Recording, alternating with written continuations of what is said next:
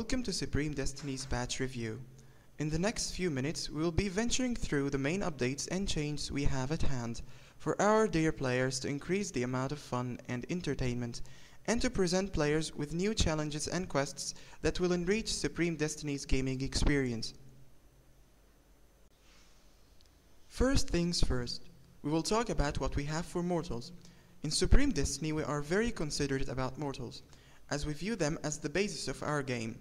That's why our new batch is concerned with satisfying our mortal character wishes.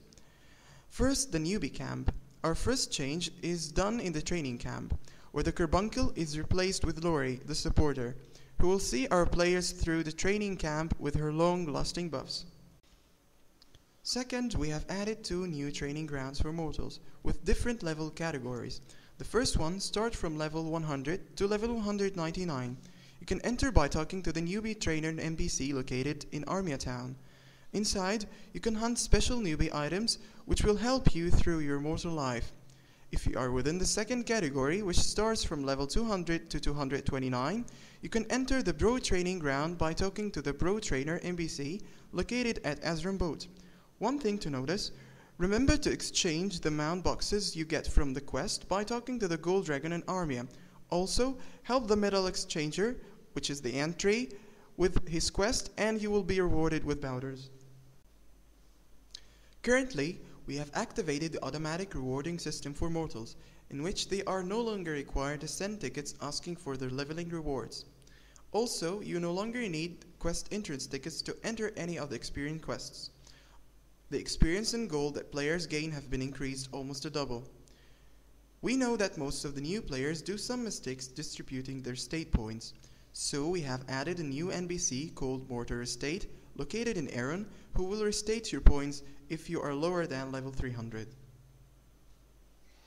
A new quest has been added, which can be done by both mortals and gods, due to constant complaints of some of our players about the difficulty of leveling once reached level 351.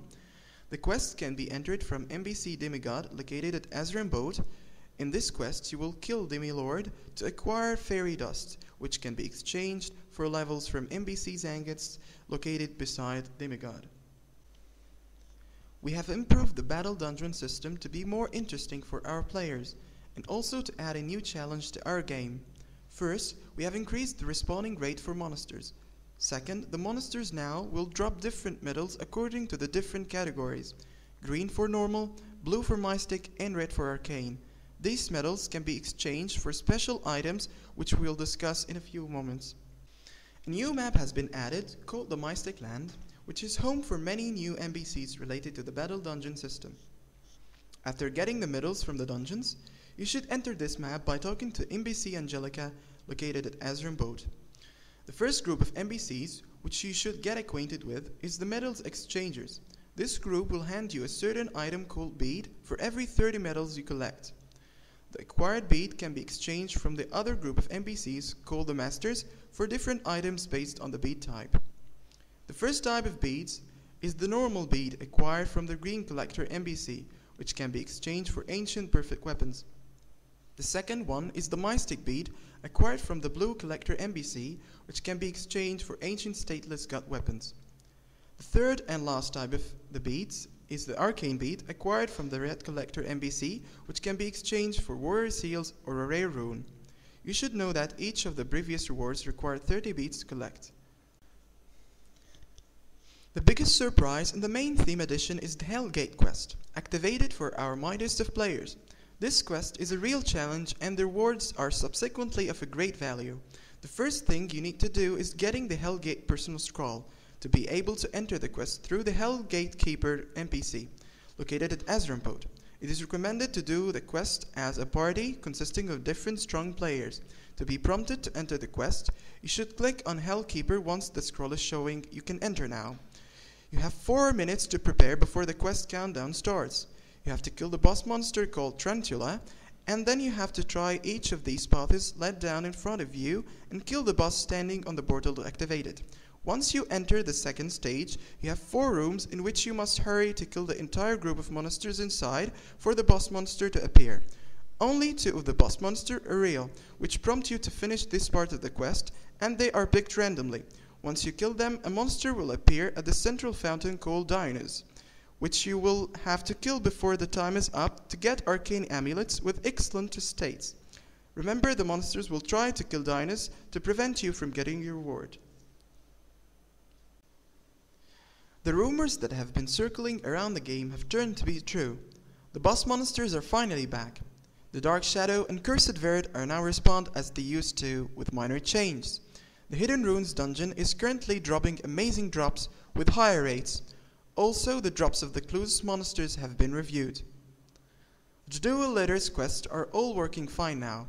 The normal boss drops Naiads, the Mystic boss drops Spirit Stones with AD or BD, and the Arcane boss drops F-grade Spirit Stones with AD and BD. Also, the normal and Mystic Water Quest experience have been modified to twice the old acquired values.